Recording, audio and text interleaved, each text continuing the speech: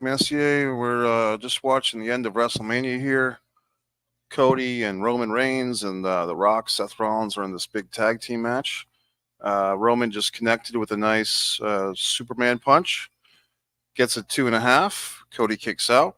So this match is going a bit longer than I thought, which is good. It's good to have a nice big epic filled main event. It looks like they're in the final stages of this match, so I'll just babble a little bit until it ends.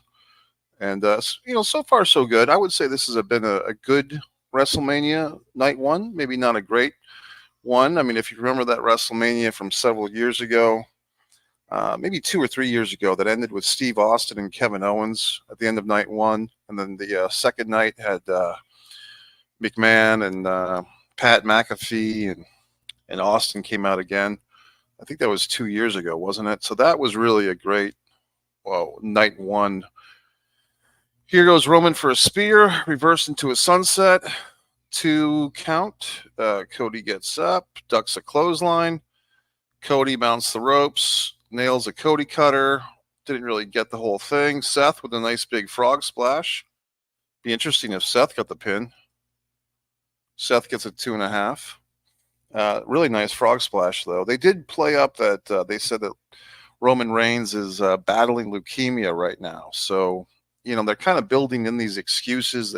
Earlier in the night, they did the same type of thing with Becky. They said that Becky had a 102-degree temperature this week. Who knows if this stuff is real or part of the storyline. I mean, years ago, Lex Luger was in a match for the NWA World title against Ric Flair on the Capital Combat pay-per-view, and they made a big deal about good old Lex having a temperature that week and having to drink fluids, and it actually turned out to be true, but he probably wasn't going to win that title that night anyway. So if you're live, this is, or if you're here in live time, this is Saturday night, 10:54 Eastern Standard Time.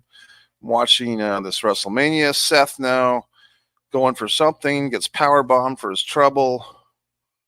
Roman Reigns not only battling leukemia, and good for him, but now he looks like he's got a bloody snout, a bloody nose. Roman goes in for a spear, gets punted. Cody comes in. Cody with kind of a mild super kick to the chest. Seth with a big super kick, now a double super kick, kind of Uso style to Roman. Seth is kind of going crazy in the corner. Nice curb stomp. Cody scoops in. Cody now with the crossroads, going to go for the pin here. So you can get it. 1, 2. Nope. Referee got pulled out by The Rock. By the way, have you noticed that The Rock is the biggest guy in the match? Rock is about 51 years old, something like that. Rock is about 50, and he looks better than all these guys, to tell you the truth, which was pretty apparent at the beginning. Rock is bigger than his partner, his cousin, Roman Reigns. Rock is bigger by far than Cody and Seth. So anyway, it kind of goes back to that King Kong Bundy quote that he shits bigger than Chris Jericho. Roman Reigns just caught Cody with a good old-fashioned low blow. Roman bounces off a spear. This could be it if the referee was around. The Rock throwing the ref back in. Here's the ref. 1, 2. Nope. Cody gets a shoulder up. The Rock has really been great in this whole lead up to WrestleMania. By the way, if you're watching in live time, you can comment. If you're watching on Twitter or Facebook, you might have to go to the actual YouTube page, the One Pro Wrestling and Sports Fan YouTube channel. Yes, I have more than one YouTube channel. I have about 5. This is one of the most active ones. This is the former Subscribe to Mike Messier YouTube channel, but I kind of split up my internet stuff just to make it a little bit easier for the viewer. Roman now, brutal step kick, kind of a step on the face of Cody. I do have a good friend of mine is at WrestleMania, a couple of them. My buddy Tommy DiDucci and Jonathan Del Ponte are in Philadelphia live for this thing. They're somewhere in there, and they're having a good time. And Roman Reigns now has got a front face lock, kind of Hulk Hogan, Richard Belzer style on Cody. Cody trying to get the momentum. It's interesting because Philadelphia is traditionally a heel town. A lot of heels get cheered in Philadelphia, but the fans here at WWE have been kind of playing it by the book. They've been cheering Cody and Seth and booing Roman. So Obviously, there was a lot of good matches on. Hey, my buddy Jonathan, he's in Pennsylvania there. Yeah, buddy, I did enjoy that experience last time with you guys coming having the virtual party. The reception wasn't the best. It wasn't the worst, but it wasn't the best. And I'm just a guy that I like a nice, clear image, and I did have a good time with you guys. I think me and Dr. Mike basically bored everybody with pro wrestling history, or maybe we entertained you, and who knows.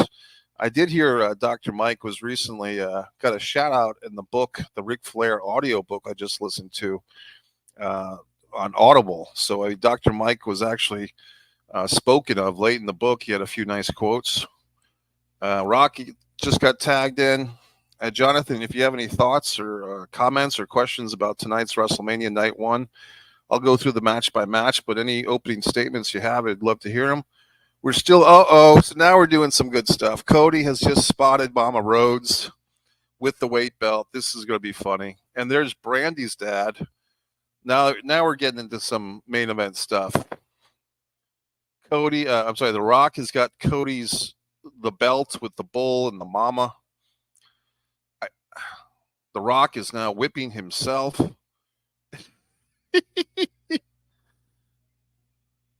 Now the Rock's getting into it with Mama Rhodes. I don't know if that was a Rabira, like the steakhouse in Japan, because the mom there seemed to have a Brahma bull on her jacket, but I think it was the Rabira Steakhouse. That's the logo. So for the WWE fans, they might be very confused. Why did Cody's mom have a Rock jacket on? Cody now doing fist and fire, a little bit of the shuffle and elbow like his father. It's funny because Cody always wants to get out of his father's shadow, but when you're in WWE, that's part of the game. Okay, Cody going it. Cody gets a nice spine buster. Uh-oh. The Rock now looks like he's going to do the people's elbow. The WWE has become very Rock-centric, as we've seen with the Leah Mia Via and the People's Champion belt. I'm wondering if The Rock is going to defend that championship belt. And no matter how this thing goes with Roman and Cody, I do see Cody and The Rock having a singles match, probably at SummerSlam. Rock just bounced off. Cody bounces off. Oh, Cody with a nice Cody cutter. And is Cody going to pin this guy or what? It's hard to believe that this Cody Rhodes was the guy that was fighting with Sammy Guevara for the TNT title 2 years ago. Jobbing to Malachi Black in 2 minutes of Dynamite. All types of things that Cody did in AEW. Cody now lifting up The Rock. Cody going for the Cody cutter, but look out. Here comes Seth with the big Superman. This could be it. Reigns has got a bloody nose. He's fighting leukemia. All types of fun stuff, Jonathan. And anyone else who's watching. I'm not sure if my friend Ian Patrick Gagnon might be joining in.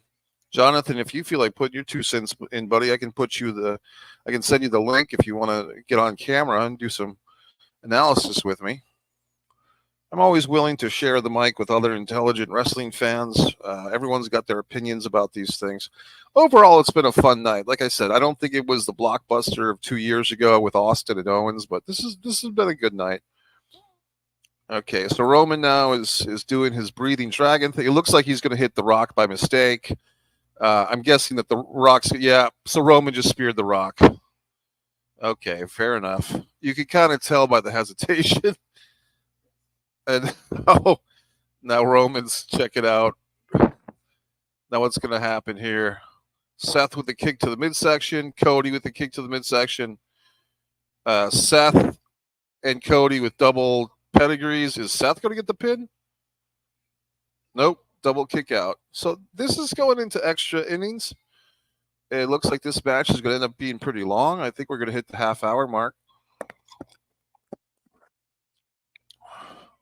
Good stuff. Good foreshadowing. If they ever do the Roman Rock match, we saw a little foreshadowing of that, which was nice.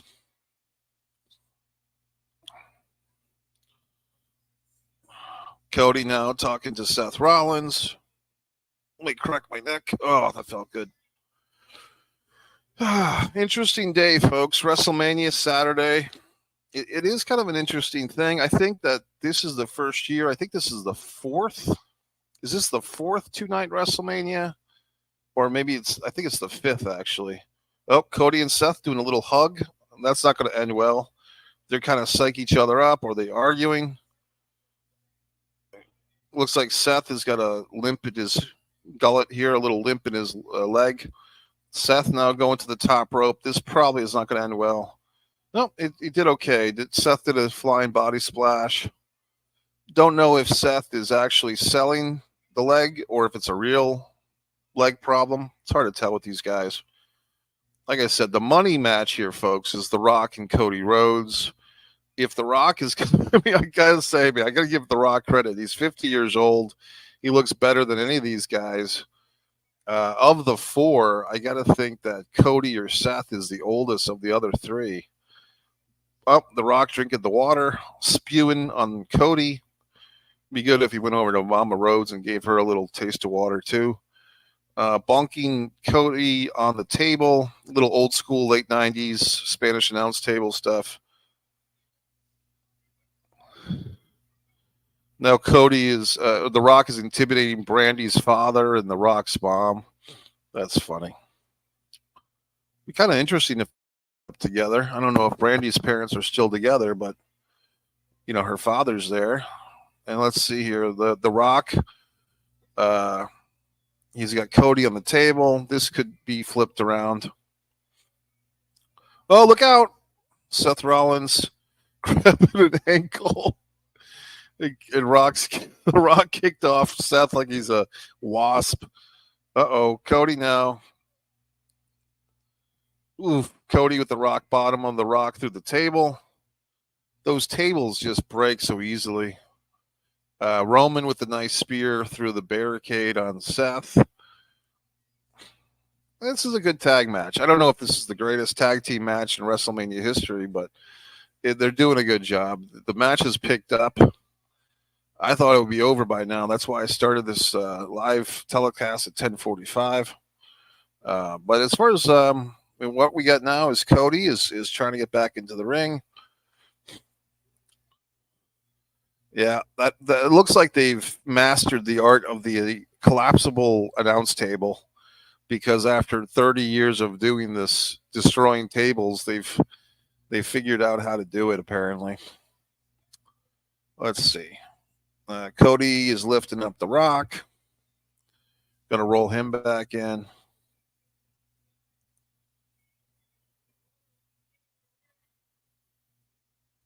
Cody's going back in. The Rock's already in. Oh, Seth came in with a nice, the old punch on the canvas. He's got a name for that. I kind of forgot it. Let me know how my audio is, fellas. If anyone's out there and wants to comment, let me know if my audio is fine. Another tag here to Roman. Roman, who we should all know is battling leukemia as we speak. And I do feel for the guy if that's the case. Looks like Roman is holding his neck.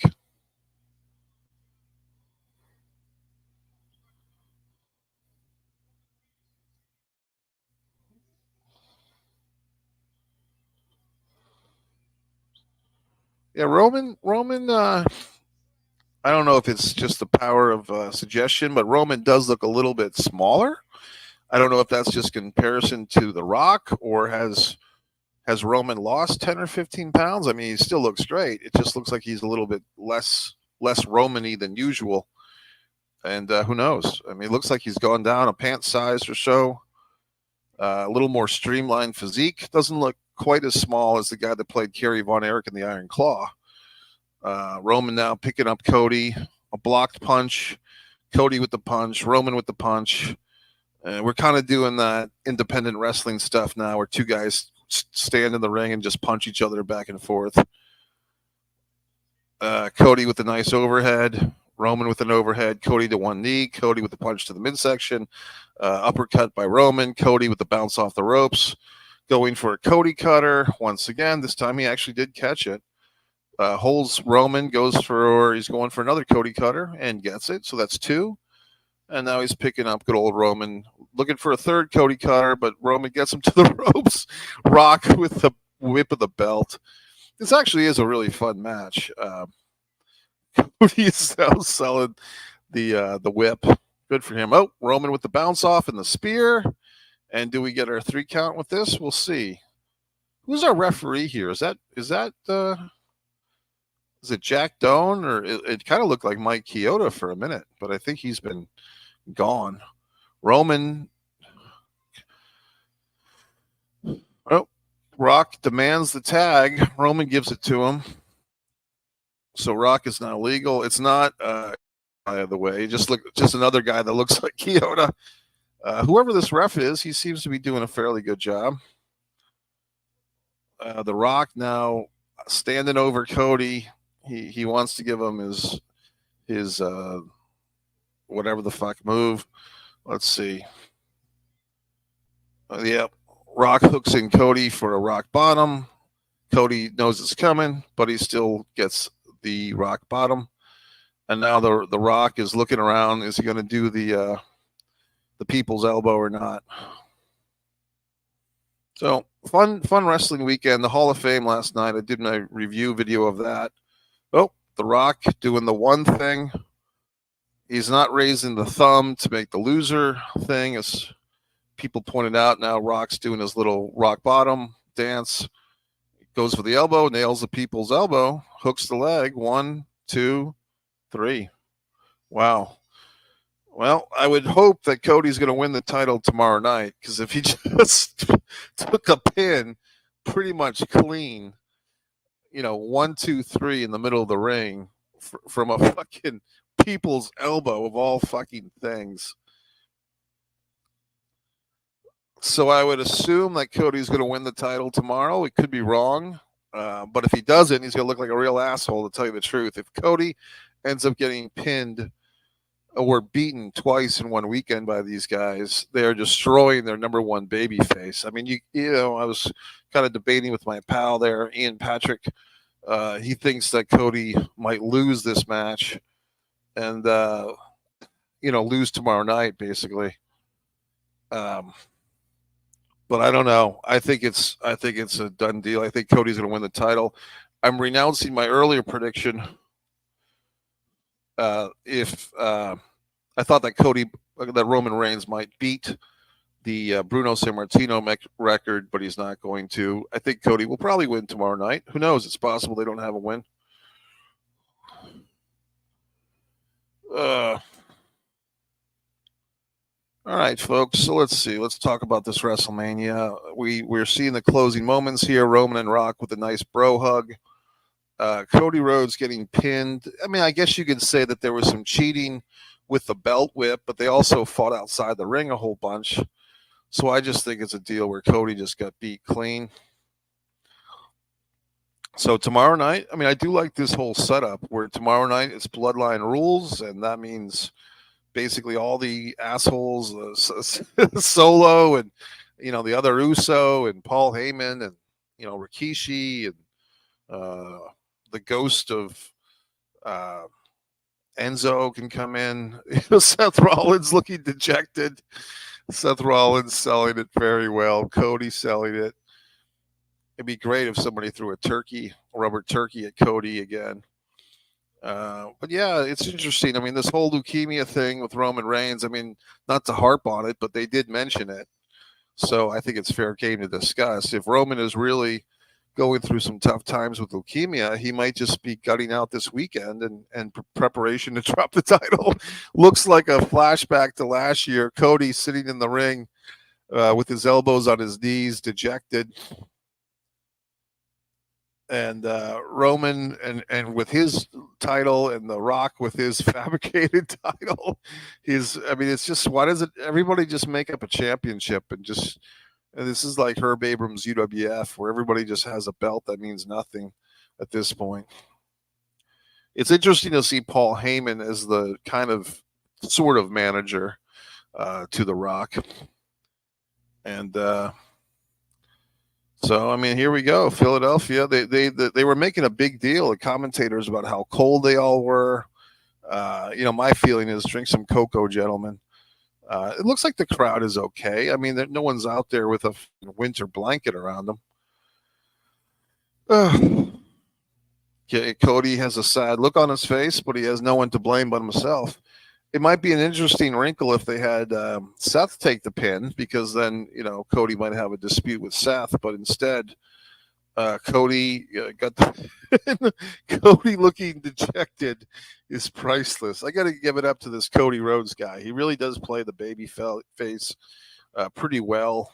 I mean, he's not as big as a Sting or guys from the past, or even Cena, I guess. But I think Cody plays like the baby face well, because he does have these moments of looking disgruntled and pathetic, and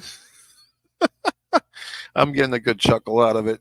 Jonathan CT, Jonathan Steele, if you want to chime in, please do, or whatnot.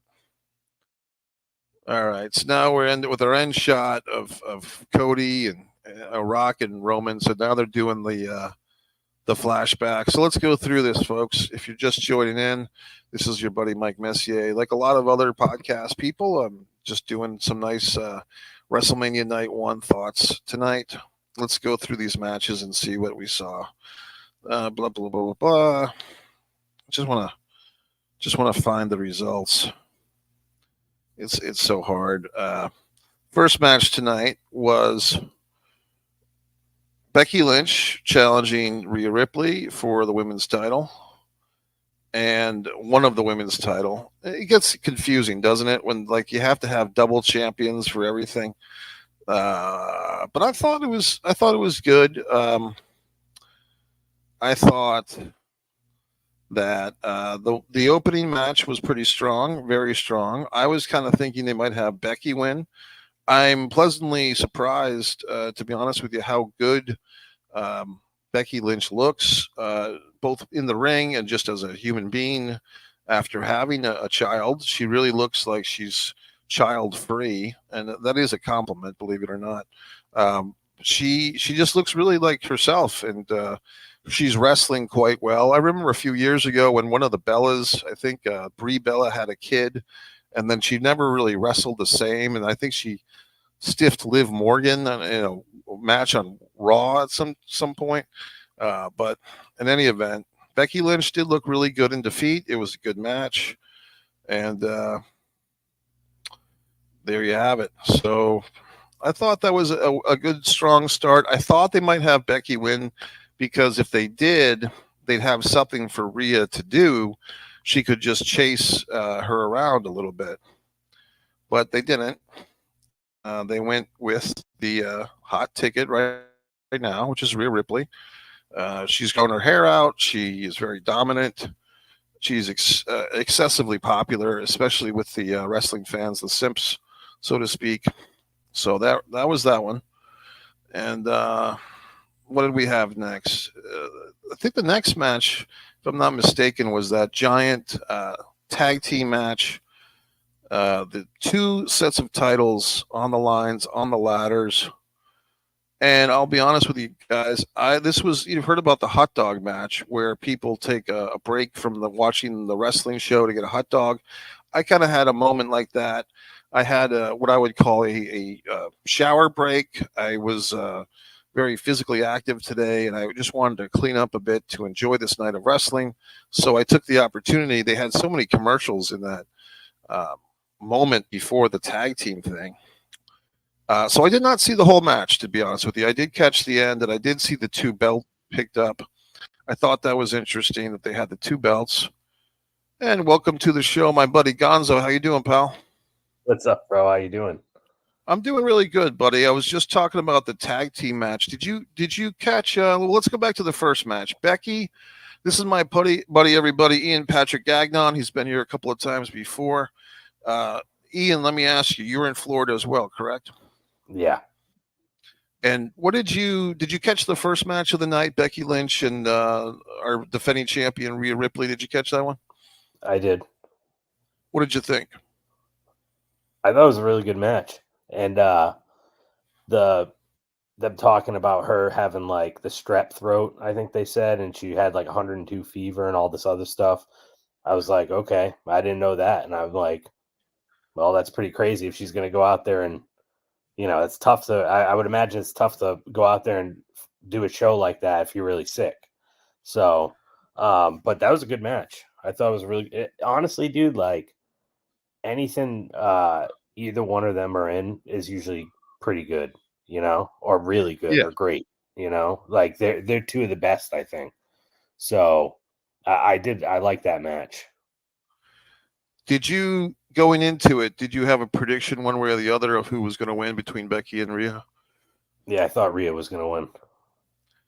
I actually thought, I mean, sure, you could cover the bases and say I thought Becky might win, but I thought if they did have Becky win, I thought it would might be good because then you'd kind of have like something for Rhea to do for a few months, like the chase to get the title back. Because ultimately, when you get down to it, with any wrestling, but it seems with women wrestling especially, a lot of times they don't have in the women's divisions across the board, both AEW, WWE, and a lot of other companies, they don't really have good storylines a lot of time for women unless there's a title involved.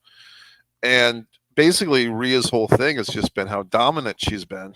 If she were to lose to Becky in some type of close match or a cheat, a screw job, or whatever, they'd have something for Rhea to do. And then if she were to get it back at SummerSlam or whatnot, then she's a two-time champion. You know what I mean? Mm-hmm. I But mean, that's a good point, and you know, thinking about that, it's like I don't really know where she's going to go next now, right? right, So I'll say we'll I'll have to say see. this. Yeah, I mean, I'll say this, Ian. There is no short of women's talent because when I go to these NXT shows in Florida for WWE, I was one in Gainesville on March 23rd, one in Jacksonville, I think on March 2nd. They have so many women in NXT, and some of them are ready. I mean, I've been saying for a while that what was the one that was in with Mandy Rose a couple of years ago, the 3-woman thing with Mandy Rose? Oh, Uh, Gigi Dolan probably. Not the other one. Oh, the other one, fuck, I don't remember her name, but I know you're talking about. JCJ. Yeah, that's it. Yep. JCJ is beyond ready for the main roster, and I think she's had a couple of matches on Raw. Like I think they brought her up for a match or two, but it doesn't stick. And Mm-hmm. I'm telling you, every time she comes out in the NXT house shows, she's really. I don't think that anybody can be much better as far as just being a professional, especially with the WWE system of just the composure, solid heel work, not doing too much, not doing too little, instant reaction from the fans. She looks good doing everything she does, but she doesn't. She's a heel and she knows it, and she wrestles like an effective heel. So that's someone they could bring up, and because Rhea would still have the body size advantage over a JCJ, they could do some type of storyline where there's like a psychology element to give JCJ the upper hand somehow. Um, Mm-hmm. so I would say that although what does Rhea do next is a great question, I think that if they really want to go into, and there's a whole bunch of women, I'm telling you, in NXT that could easily challenge Rhea if they want to bring somebody up real quick. And then of course you got Jade Cargill. Yeah, Let me ask you, what do you think of Jade so far in WWE before we get to our next match? I thought so far it's been great, and I feel like okay. She's been in the Royal Rumble, and then she had this match tonight. And I feel like I mean, what, she's been in a fucking WWE ring for maybe like 20 minutes tops altogether now. And everything that she's done in WWE has been leaps and bounds better than what they were doing with her in AEW. She looks like the star that she was kind of supposed to be in AEW, but they just couldn't capture that and they just couldn't present her in that way to really bring her up to that level. And it's like seeing her entrance tonight. Same thing at the Royal Rumble. Like even at the Royal Rumble, dude, that place popped when she came out. You know what I Right. mean? They were into it.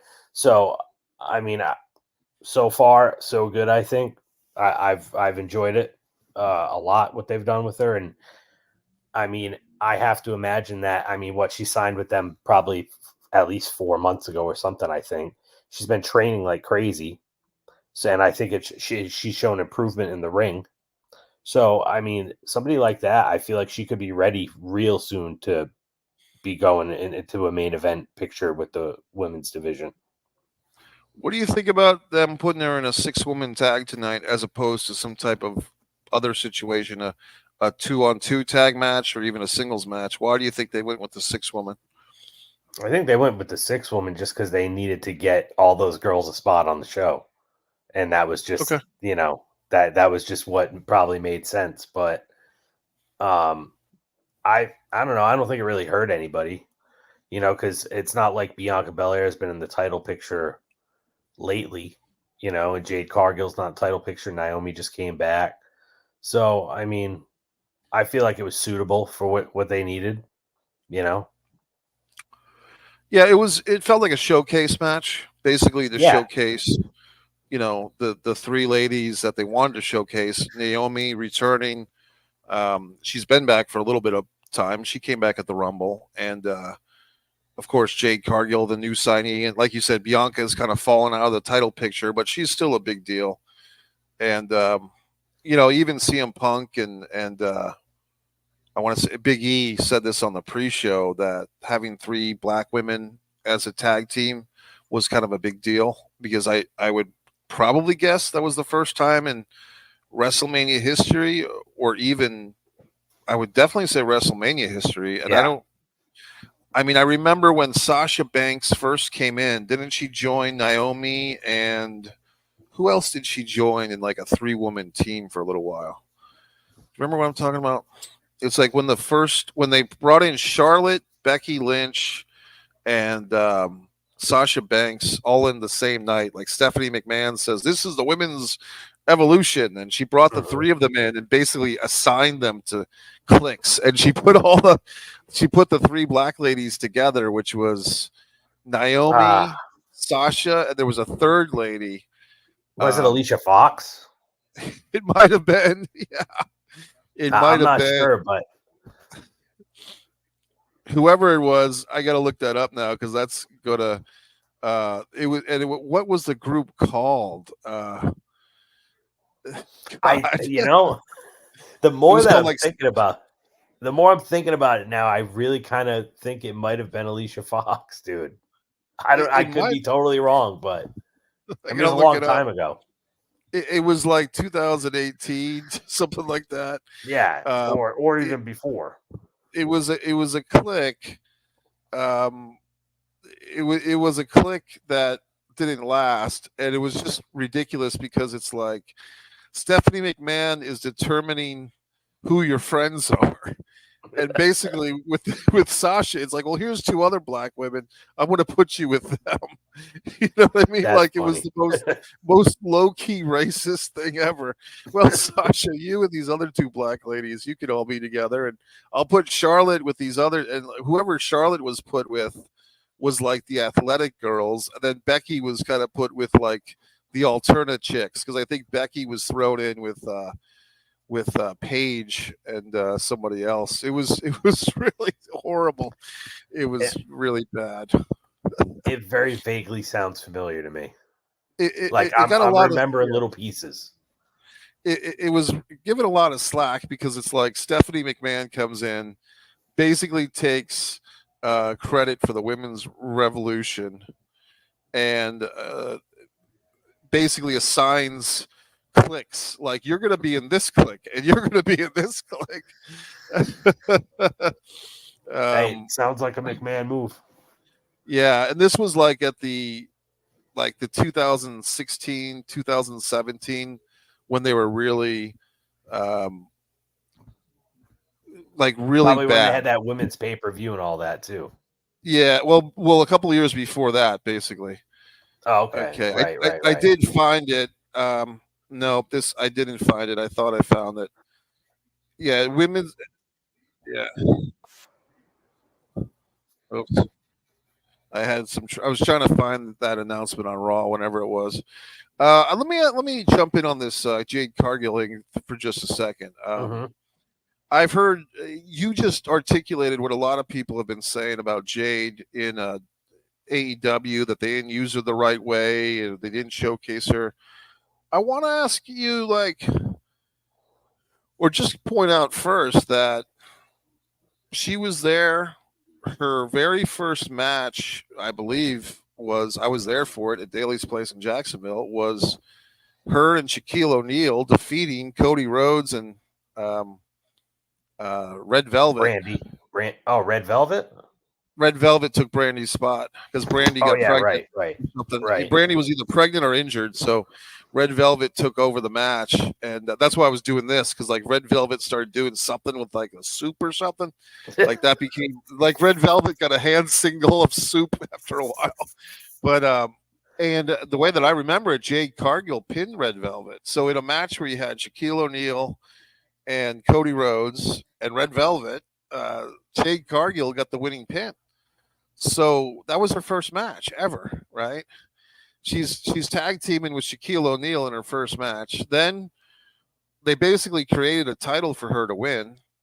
They created that TBS title for her to win in a tournament, and somewhat surprisingly, she beat Ruby Soho in the finals of that tournament, which was kind of a big deal because Ruby was someone they were building up, and Ruby had just come from WWE.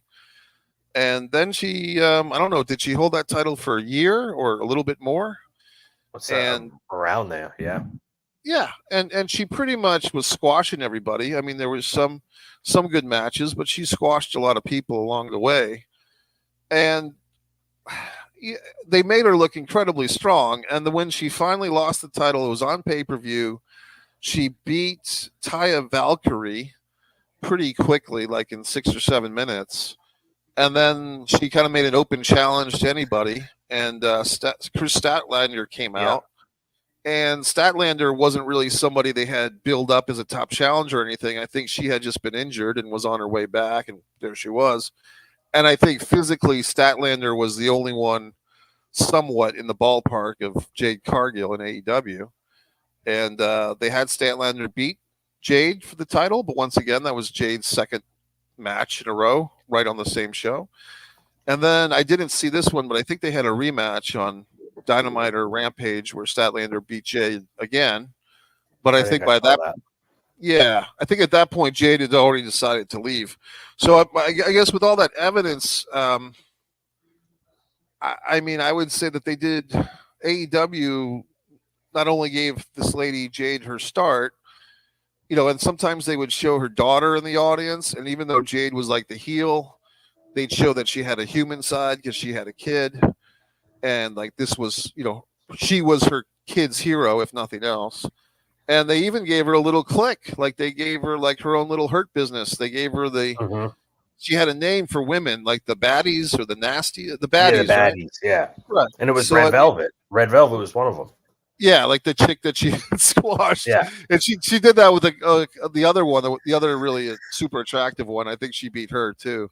I think the two girls she had was Red Velvet and the Kiera Hogan. I think there was a third one. Was there? Yeah, really hot chick. Another one that was right up there. So my point is, I think they did a lot with Jade. I mean, I think they. I think what could be. Go ahead. I agree with all that, and like I can't. Okay, first of all, I can't say that AEW necessarily did anything like bad with her because obviously, like everything you just laid out is clear evidence of how they were pushing her, and she had the long title reign, she was undefeated, all this other stuff. I think that one of the issues was maybe not enough story with her, because everything I feel like with her was pretty much, she's gonna go out there and talk shit to the girl, say how she's gonna beat her, and then she beats her, and that's kind of like what it was. So I feel like maybe not enough story hurt her a little bit. But the other thing that I think, and I don't, did you catch the interview that Jade Cargill just did with Busted Open, like yesterday, the day before? No, did you see any of that? I missed all of that. So, okay, she was talking. They asked her. Dave LaGreca asked her, basically what made her decide to come to WWE, and one of the things that she said was, I'm 31, and like time is not on my side. So I don't really have time to be like growing with a company. But I think that, you know, when you look at a WWE show like this, like let's take this WrestleMania night one, and then you look at the AEW Wembley show from August. To me, and I mean, a lot of people may agree with this, a lot of people might not agree with this. This might make a lot of people mad. But to me, I feel like AEW clearly looks like the minor leagues next to WWE. And I think that that was a big part of her decision. And she kind of alluded to that in her interview of like, I want to be on the biggest stage there is. And, you know, I want to go somewhere where it's the best of everything. And she even alluded to like some of the training stuff and how it was like night and day, like all the training she's done and all the, you know, coaching and mentoring and all that stuff has been night and day compared to what it was in AEW. So I think at the root of it, that's what it boils down to is just I can either play for the Yankees or I can play for the, you know, Scranton Bulldogs or whatever they're called. You know what I mean? Yeah, the And so Scranton office I workers. yeah, and I think that that's kind of what it boiled down to. And I think story too, because I think that, you know, at the end of the day, she was going to make her decision no matter what. And I think AEW did do a lot to. I mean, let's put it this way: if AEW didn't book her the way they did, there's a good possibility she's not in WWE right now. Let me get back to the Jade Cargill debate in a minute. Let's take on some of our friends here. My buddy Michael AJ Norris has 2 comments, and the Ghost of Gonzo has a comment. So Michael AJ says, "Yo, Mikey, good pay-per-view. Sammy was a surprise, and every YouTube predicted Bloodline rules and Cody win night 2 because Roman beat Hogan and Mania record and 1,001 wins. So yeah, there was something about Hulk Hogan's. See, Hogan doesn't have a record. Bruno has the record, right? But Hogan on that list of longest reigns, I think Roman tied that tonight or something to that effect, or got close. I think he might have beat it tonight. Yeah. So, and I think that he tied Hogan with like WrestleMania main events or something. I thought they said something they like said, I that. think it was like 8. Yeah, I think so. Yeah. I think so. But the other thing is that I put this up there on the Foreign Object Facebook group tonight, which people are welcome to join. I said it's kind of nuts that Roman Reigns' Universal title reign began by defeating Braun Strowman and Bray Wyatt in a 3-man match. And Braun was not the champion. Braun had lost the title to Bray Wyatt a week earlier. I think that might have been a week where they had 2 premium live events back to back during the pandemic era when they had like the TVs in the venue, actually in Orlando, the Thunderdome. Oh, it was And St. Pete. yeah, St. Pete. Like it's a major arena in Florida where they put all the Tropicana. they put Tropicana all Field. well, I think it was an indoor arena because they put all the TV sets. Well, you know what though? They were doing it also from the NXT studio thing. So they were doing it from there, and then they went to St. Pete. By the way, on the not to have everybody switch off, but they put the 3 ladies together on the WWE post-show press conference. They got Jade and Bianca and Naomi. So when I was watching that match, it's basically I'm thinking, okay, this is basically the calm before the storm because eventually they're getting to Bianca versus Jade. Like that's the whole point of this. You know what I mean? And I basically could see that coming a year from now at WrestleMania 41.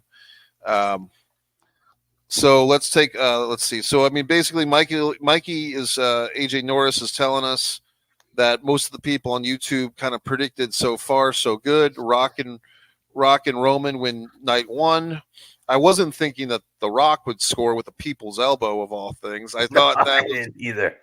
So if Roman spears Cody tomorrow night and pins him clean, I think Cody needs to cash in his chips because they're killing their top baby face if Cody loses tomorrow night, especially if he loses clean. Yeah, see, I you know, like I was talking to you earlier about what I kind of the stuff that I was thinking about it, and I thought if Roman's going to win tomorrow, then Cody and Seth are definitely going to win tonight, and I just didn't like. I don't know. I just didn't expect that. I thought Rock or Seth was going to get pinned. I didn't think Cody or Roman would get pinned. And then for The Rock to just go in there and just fucking people's elbow, rock bottom people's elbow is done. I was like, really? Really, dude? I couldn't believe it. Yeah, it does feel like The Rock is kind of having his fun of being on the board, and basically, it feels kind of like dad dad died in his sleep, and now all the older brothers are taking over the family. So you got Triple H getting all this credit, Paul Heyman swearing up a storm on the Hall of Fame, The Rock giving himself a title for Muhammad Ali. All the big brothers of the WWE are now like, now that Yep. dad's in the nursing home, let's have a party and let's put ourselves over even more than we already are. Here's a good one from the Ghost of Gonzo. I don't know if this is a friend of yours or I don't know. Dude, maybe I saw that. maybe, Do you hate me, dude? Do you fucking hate me? What's up? maybe that's his thing anyway. Maybe he's Yeah, always the Ghost. maybe. Yeah, Just a coincidence. I yeah. heard Yokozuna is going to be a surprise enforcer tomorrow night. Meltzer says he's down 100 or so pounds and moving like his 93 run. That's funny. Yeah, that's funny. Yokozuna. I can remember watching WrestleMania 9.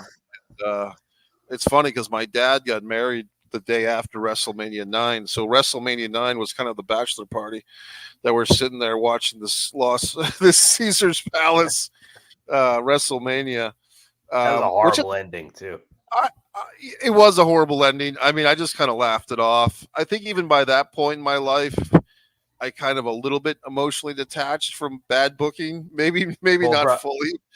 bro, I was 6. I was 6 when Yeah, that happened. So I was a little kid. You know what I mean? So, yeah, and I loved Hulk Hogan, and even then right. I was like, man, what was that, dude? Like, really? What the fuck? Michael had an earlier comment. Yo, we saw that one. And let's see, Mikey. This fresh start for WWE. This is a fresh start for WWE, and it's heading into the right direction. Drew winning set up him and Gunther. Okay, or Damian Priest, and that's another Mr. Money in the Bank, Mr. Yeah, Senior in the Bank. And yeah. I see Chad congratulating Sammy and turning heel on Sammy, winning the championship. Okay, so Michael's AJ is doing some fantasy booking here, and I like everything he's predicting or he's wanting to see. Um, we I mean not we, but the WWE freed up Gunther. They took the Intercontinental title off of him, which I feel like that's kind of like an Ultimate Warrior had the title when he did beat Hogan, but I think in other cases, back in the day when the Intercontinental title was really a stepping stone, with guys like Savage lost the Intercontinental title to Steamboat, and then a year later he's winning that big tournament. So I can see Yeah. where Gunther losing tonight really does not hurt Gunther. It just kind of frees him up. And good for Gunther that he lost 1, 2, 3. I guess we'll jump around a little bit. What did you think of that Gunther Sammy storyline and then that match tonight? I mean, I thought the storyline was pretty good. They were kind of doing the Rocky storyline. Sammy's Rocky, I thought it was pretty good. I like Sammy a lot. I think he's, just really, really good talent, and like he's funny. Like I never realized how funny he was until he did the Jackass match 2 years ago at WrestleMania, and then he did all that Bloodline stuff, and it was fucking hilarious, dude. So I mean, I like him a lot, and it was cool to see him have his moment. But honestly, that shocked me more than anything tonight, because I was like, dude, there's no way. Fucking, I thought maybe Gable was going to get involved somehow, maybe turn on Sammy, or I thought maybe Gable was going to throw in the towel. I heard that somebody said that online, and I was like, yeah, that sounds, somebody could throw it. I could see him throwing it if Gunther just beats the shit out of him. He throws in the towel. And then Gunther was beating the shit out of him. They're like, stop the match. And I'm like, oh, Gable's definitely coming out and throwing in that towel. And then when he beat him, I couldn't fucking believe it, but it was cool. He had his moment, and I felt like they did it in a way that was pretty believable, I thought. Like I don't know. It didn't feel like forced. It didn't feel like totally far fetched or anything. You know what I mean? So I was cool with it. I thought it was the biggest shocker for me tonight. The only I liked it, and I didn't do any of the prediction games. Where people do the prediction polls. I was trying to find the one of my buddy Shane McKenna has this cool group wrestling fans on Facebook, and he always has like the predictions. Doc, and I couldn't find it to be honest, but I would have predicted Sammy because I had a feeling that they didn't put the title on Sammy last February over Roman, which was understandable that they didn't, although I think they could have, because Sammy was white hot back then, like LA Oh Knight yeah. got white hot, and, others have gotten white hot that they haven't cashed in on. But I thought Sammy, they could have done more with him. They did give him the tag belts with Kevin Owens, which really felt like a consolation prize. But I thought they did a lot with Sammy, and I think that whether it's Triple H or a conglomerate of Triple H and The Rock and Heyman or whoever is making these final booking decisions, I think they kind of said, "Hey, look, Sammy's a guy that has cooled off a bit, but if we gave him a little sizzle and gave the people a reason to be behind this guy, we can kind of build up another top baby face." And Sammy's so good, as you said, with the humor and the personality that he can be salvageable as a top guy, right? And Yeah. I think it's so hard. And I think even Triple H said this years ago, like 10 or more years ago, it's really hard to book a top baby face these days because the fans really like cheering for heels. And I think when you get a guy who's like that in our buddy there, Sammy Callahan, who can be a top baby face and really be a baby face without being a heel, then you do something like this and you give him a Rocky story. And I was there for it. I enjoyed it. Sammy Callahan. Yeah, Sammy Callahan. I'm sorry, Sami Zayn. Did I say Sammy Callahan? Yeah, you did. Yeah, Because I you hate did. Sammy Callahan. Sammy Callahan's the one with the baseball bat on Yeah. Eddie Edwards' eye, Yeah, and yeah. he's the one up to the Tessa Blanchard. We got some more comments here. This guy I actually have known probably since before some of you guys were born. My buddy Alex Clark and I went to high school together. We watched a lot of wrestling together, including Steamboat beating Flair in February of '89. So probably Oh wow. before some of you guys were alive. And that was a school night. That was a Monday night. So basically, Alex, last time I checked, Alex was a big University of Nebraska aficionado, and he ended up going there to college. So Alex says AEW lost Jade because they have no developmental. I'm not sure what that word is supposed to be. League, because they have Yeah. AEW lost Jade because they have no developmental league. So here's this.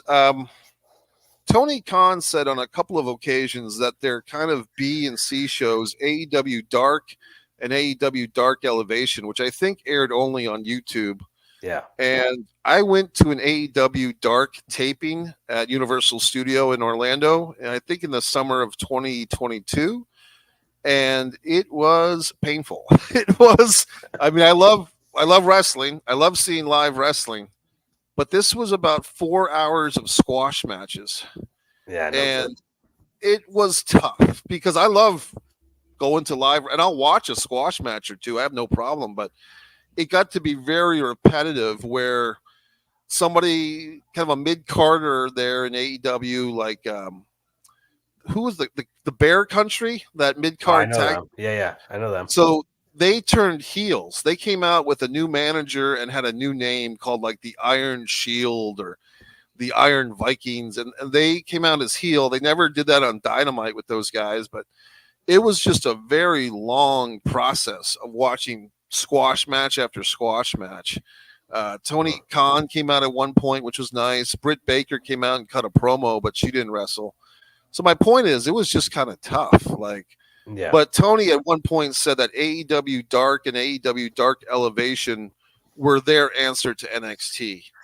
And there was some groups in Florida, I think there was even one in Jacksonville, that were kind of feeder leagues to AEW. I think Powerhouse Hobbs kind of came through that. And there were other wrestlers. I can't name them off the top of my head. Like there's those Renegade twins. Like there's a female twin tag team that were the NWA Women's Tag Team Champions at one point. Mhm. Uh, they beat Pretty Empowered at the pay per view I went to a year ago. But a lot of these AEW talents did kind of work their way up. They would get a trial match on Dark or Elevation. They would broadcast it no matter what happened, if they got signed or not, and then they would get to decide whether or not to sign them. There was also a couple of stories where people that wrestled on AEW Dark, the WWE would swoop in and sign them. And I Yeah, think it the doesn't surprise WWE me. they did it just to fuck with it with the AEW, because anybody that seemed to have like a cup of coffee worth of potential, the WWE figured, hey, if AEW took a look at them, we'll take them to NXT, and most of them went. Mhm. So it's funny how WWE will say they don't have competition. We're head and shoulders above everybody else. Yet they'll do whatever they can to undercut anybody else's progress. You know what I mean? Well, see, but you know something, the way that I kind of look at it as far as AEW and WWE right now, I basically look at it like a cat playing with a mouse. Like Right. WWE is just like playing with a mouse. Here's my response to that. I think people often forget that AEW didn't exist until 2019. So this company is still less than 5 years old. I think the first episode of Dynamite was October of 2019, Yeah, and I think they had a pay per view or maybe one or two before that, and before they actually had a weekly TV show, they were doing a couple of pay per views, and then of course the All In, which I guess was the summer of 2018, if I'm remembering correctly. But my hmm my overall thought is just I think people, and Tony Khan does it to himself, so he's part of the problem, and some of the wrestlers are part of this problem. But when they kind of bark at the big dog, and like Tony Khan does, and with the tweetering, just like Trump, Tony Khan needs to get off X or Twitter. He needs to take a vacation, because if they just went by their own standards, this is a company that's less than 5 years old. They have two weekly shows on television.